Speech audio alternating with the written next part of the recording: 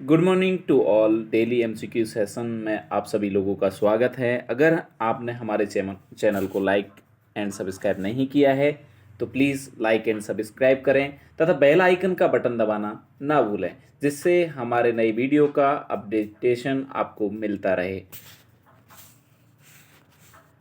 आज का हमारा क्वेश्चन है question number 41। Formation of pustule in the area of the eyelashes follicle is called. कि जो पस्यूल का फॉर्मेशन होता है आईलेसेस के अंदर, बेटा 2016 के अंदर पूछा हुआ क्वेश्चन है कि अगर पस्यूल का फॉर्मेशन होता है आईलेसेस के अंदर, इसे हम क्या बोलेंगे? टोसिस, कंजक्टिवाइटिस, ग्लूकोमा या स्टाई, क्या बोलेंगे इसको? देखो, अबनॉर्मल लो लाइंग और ड्रूपिंग अपर आईलिड। अगर आपकी अबनॉर्मली जो अपर आईलिड है वो लो लाइंग हो रखी है या ड्रूपिंग हो रखी है, तो उस कंडीशन को हम क्या बोलते हैं? उस कंडीशन को हम बोलते हैं टोसिस। देखो, जैसे ये कंडीशन है, ये देखो, ये आपको इजीली दिख पा रही होगी कि इसमें किस तरीके से ये जो वाली आपकी अपर आईलिड जो है वो किस तरीके से नीचे की तरफ झुकी हुई है, अब नॉर्मली लो लाइंग है। इस कंडीशन को हम बोलते हैं बेटा टोसिस। ठीक है। सेकंड आता है कंजक्टिवाइटिस। कंजक्टिवाइटिस का आइटिस मीन्स होता है इन्फ्लामेशन। कंजक्टिवा का जो इन्फेक्शन है, इन्फ्लामेशन है, उस कंडीशन को हम क्या बोलेंगे? कंजक्टिवाइटिस बोलेंगे। ग्लूकोमा। ग्लूकोमा हमने देखा है कि ग्लूकोमा एक ऐसी कंडीशन है आई के अंदर जिसके अंदर इंट्राऑकुलर जो प्रेशर है वो बढ़ जाता है, और इंट्राऑकुलर अगर प्रेशर बढ़ता है तो उस कंडीशन को ही हम ग्लूकोमा कहते हैं। और ग्लूकोमा का जो ट्रीटमेंट होता है लाइफ लॉन्ग चलता है, ये भी ध्यान रखना। जैसे डायबिटीज़ मेलाइटिस होती है या थायराइड की जब प्रॉब्लम हो जाती है किसी पर्सन को, तो उसकी बीपी की जब प्रॉब्लम होती है, तो ये मेडिसिन जो है लाइफ लॉन्ग चलती है बेटा। उसी तरीके से अगर किसी पेशेंट को अगर ग्लूकोमा हो जाता है तो ग्लूकोमा की मेडिसिन भी लाइफ लॉन्ग चलने वाली है। ये चीज़ें हमको पेशेंट को क्या करनी है? हेल्थ एजुकेशन के दौरान उसको समझा देनी है। और फोर्थ वन जो है आपका स्टाई। और स्टाई आपने अच्छे से देखा हुआ है, कई बार आपकी आँख के नीचे यहाँ पर एक फुंसी टाइप का एक जो है एक फॉर्मेशन हो जाता है, पिंपल लाइक कंडीशन डेवलप होती है, जिस कंडीशन को हम क्या बोलते हैं बेटा? स्टाई बोलते हैं, या इसी को हम हॉर्डियोलम बोलते हैं। Is a red pump sort of like a pimple, ठीक है, that form on the outside edge of the eyelid. ये देखो, आउटसाइड जो है आपकी आईलिड, उसके बाहर की तरफ, ये बाहर की तरफ बनता है। देखो, ये दिख रहा है ना, एक फुंसी टाइप का, एक पिंपल लाइक की जो कंडीशन, एक रेड बम्प जो दिखता है, उसी को हम क्या बोलते हैं बेटा? स्टाई बोलते हैं। ठीक है ना, तो ये ध्यान रहना चाहिए। तो बहुत ईजी सा क्वेश्चन है जो हमने नॉर्मली देखा होगा, रोजमर्रा में देखते हैं, ऐसा कई बार अपने साथ में भी होता है, बट हमको नाम पता नहीं है इसका। याद रखें बेटा, ये क्वेश्चन पूछा हुआ है, इसी कंडीशन को हम क्या बोलते हैं? स्टाई बोलते हैं। ठीक है, तो इसका आंसर क्या हो जाएगा? आपका आंसर हो जाएगा डी, स्टाई। देन आपका नेक्स्ट क्वेश्चन है question number 42। Is a common agent responsible for infantile diarrhoea. देखो, इसमें आप बहुत ज़्यादा कंफ्यूज होते हैं। एक इन्फेंटाइल डायरिया होता है, एक बाद की कंडीशन होती है जिसको हम बोलते हैं चिल्ड्रन के अंदर डायरिया हो गया है।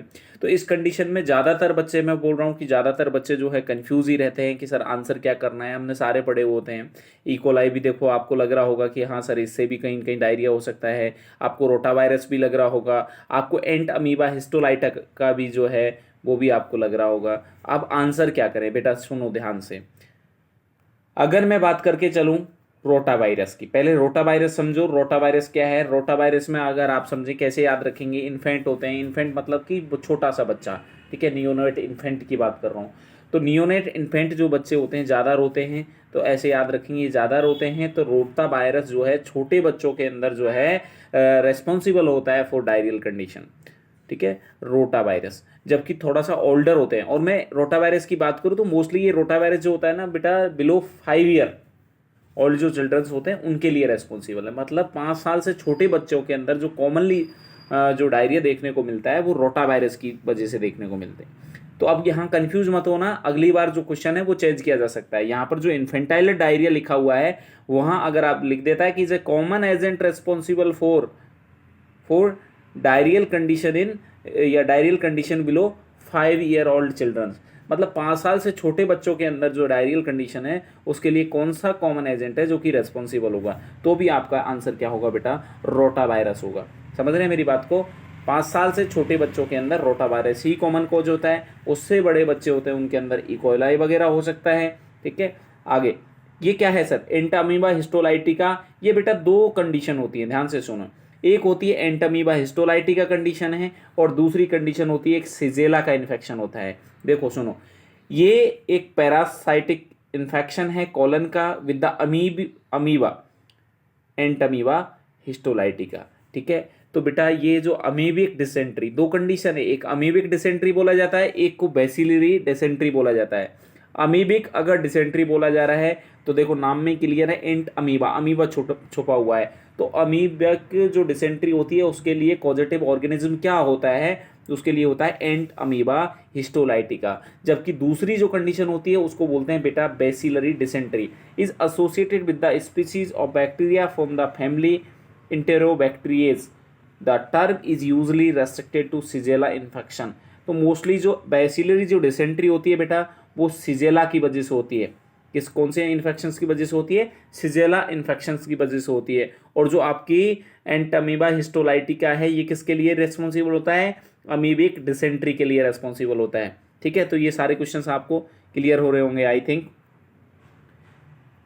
आगे next question, in the dengue fever vector is. देखो बेटा क्वेश्चन अलग अलग तरीके से पूछा जा सकता है। अगर यहाँ पर पूछा जाता है कि which of the causative organism of the dengue fever, dengue fever का पॉजिटिव ऑर्गेनिज्म क्या है, तो आपका आंसर क्या हो जाता है, चेंज हो जाता है। वेक्टर की जगह अगर मैं पॉजिटिव ऑर्गेनिज्म देता हूं तो आंसर चेंज होता है। और अगर देखो इस क्वेश्चन को मैं और अच्छे से बताता हूं, जैसे हमने एक प्रॉब्लम सुनी है मलेरिया, ठीक है। और मलेरिया का अगर आपसे पूछा जाए कि बताओ in the malaria vector is, vector क्या है, तो मलेरिया के अंदर जो वेक्टर होता है बेटा वो होता है फीमेल एनाफ्लीज मॉस्किटो, ठीक है। जबकि अगर यही पूछ लिया जाए बताओ which of the following is the causative organism of the malaria, तो मलेरिया का अगर कॉजेटिव ऑर्गेनिज्म पूछा जाएगा तो आपका आंसर क्या होगा बेटा, प्लाज्मोडियम।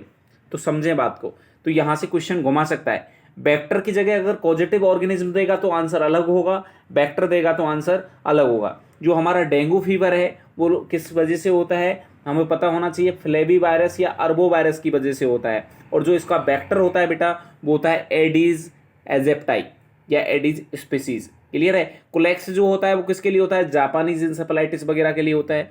फीमेल एनाफ्लीज है वो किसके लिए होता है, मलेरिया के लिए होता है। मेल एनाफ्लीज तो हमने अभी तक देखा ही नहीं है, पढ़ते ही नहीं है, मतलब इसमें कोई डिजीज ऐसी नहीं देखी है कि जिसमें मेल एनाफ्लीज जो है स्प्रेड कर रहा हो।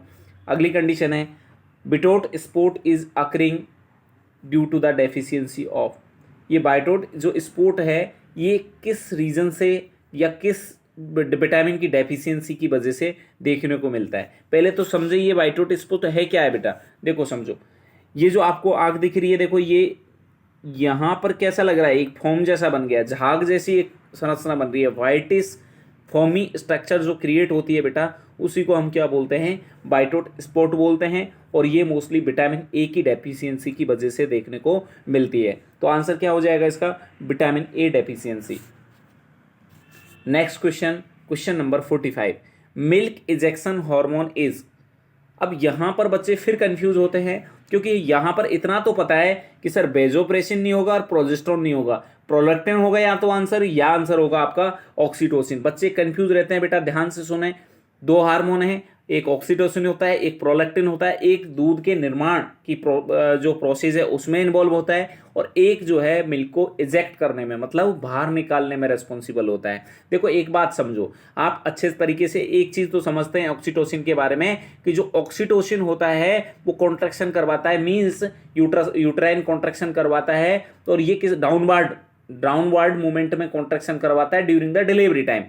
जब किसी मदर के अंदर अच्छे से यूट्राइन कॉन्ट्रैक्शन नहीं हो रहे होते हैं तो हम एक इंजेक्शन देते हैं ऑक्सीटोसिन नाम का, जिससे डिलीवरी अच्छे से हो जाए। डिलीवर्ड मतलब बच्चे को डिलीवरी कराने के लिए, डिलीवर्ड कराने के लिए, बाहर निकालने के लिए जो आप इंजेक्शन यूज करते हैं वो कौन सा लेते हैं बेटा, ऑक्सीटोसिन। तो मैं ये ऐसे कह सकता हूं कि ये बाहर निकालने के काम आता है, तो दूध को भी बाहर निकालने के काम कौन आएगा, ऑक्सीटोसिन आएगा। जबकि बनाने की जो काम आएगा वो आप समझ ही गए होंगे आप। तो इतना सा समझें कि निकालने के काम कौन आ रहा है, तो ऑक्सीटोसिन होता है वो इजेक्टरी है, ठीक है, ये इजेक्शन कराने में काम आता है। तो हम याद रख सकते हैं यहाँ से, मतलब कि यूट्रस से बच्चे की डिलीवरी से इसका संबंध बना के इजीली हम इसको क्या करेंगे, एक बार माइंड में अच्छे से बैठा लेंगे तो गलत नहीं होगा हमारा क्वेश्चन। बहुत गलत होता है बेटा, ठीक है।